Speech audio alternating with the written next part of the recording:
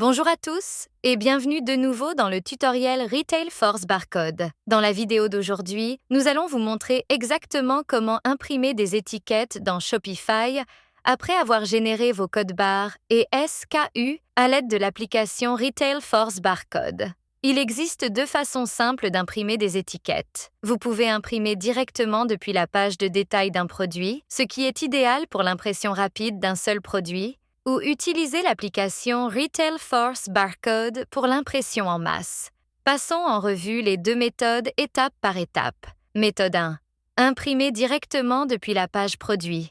Accédez à Produits dans Shopify et ouvrez n'importe quel produit. En haut à droite, cliquez sur Plus d'actions.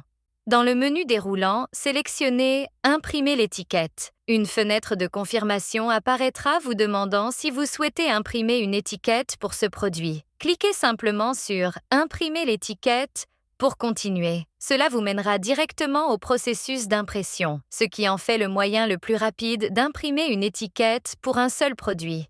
Méthode 2. Imprimer des étiquettes depuis l'application.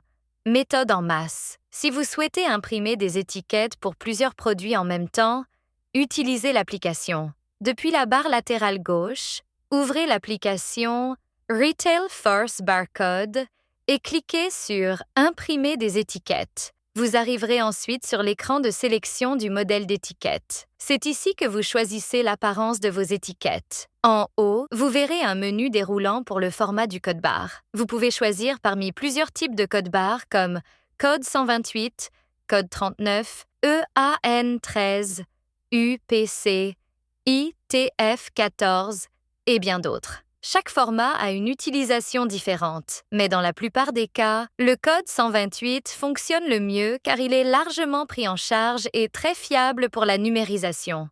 Une fois le format de code barre sélectionné, choisissez un modèle d'étiquette.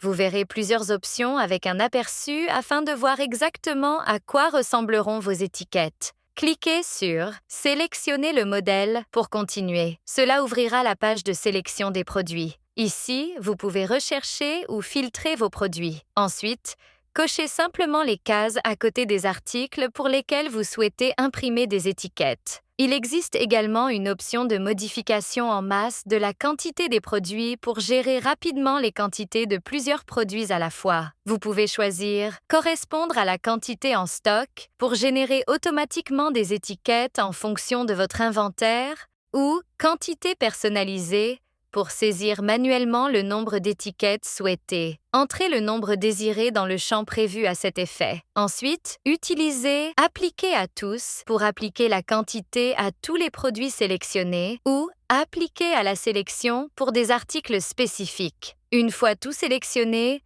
cliquez sur le bouton « Imprimer des étiquettes » en bas de la page. Après cela, vous serez redirigé vers la page de résumé d'impression. Ici, vous pouvez vérifier toutes vos étiquettes avant l'impression. Assurez-vous que les codes barres sont clairs, que les numéros SKU sont corrects et que l'alignement est bon. Lorsque vous êtes prêt, cliquez sur le bouton « Imprimer » en haut à droite. Paramètres finaux d'impression. La fenêtre des paramètres d'impression apparaîtra alors. C'est ici que vous finalisez votre configuration d'impression. Commencez par sélectionner la destination. Vous pouvez choisir Microsoft Print to PDF si vous souhaitez enregistrer vos étiquettes au format PDF. Juste en dessous, vous verrez des paramètres supplémentaires comme Page, définis sur Toutes, Couleur. Choisissez couleur ou noir et blanc selon vos besoins.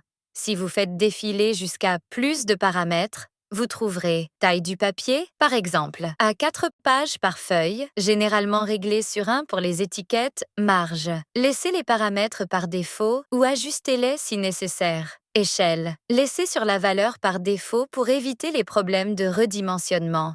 Dans la section Options, assurez-vous de vérifier En-tête et pied de page. Désactivez cette option pour des étiquettes propres graphiques d'arrière-plan. Laissez cette option désactivée, sauf si votre design en a besoin. Une fois tout configuré, cliquez sur « Imprimer ». Après l'impression, vous pouvez suivre toute l'activité de vos étiquettes dans la section « Historique des impressions ». Depuis la barre latérale gauche, cliquez sur « Historique des impressions ».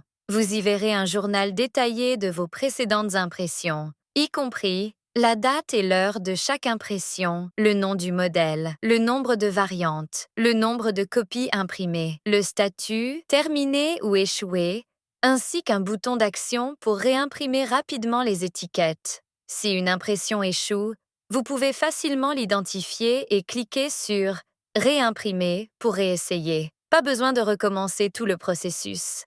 Cette fonctionnalité est particulièrement utile pour suivre l'activité et gérer efficacement les réimpressions.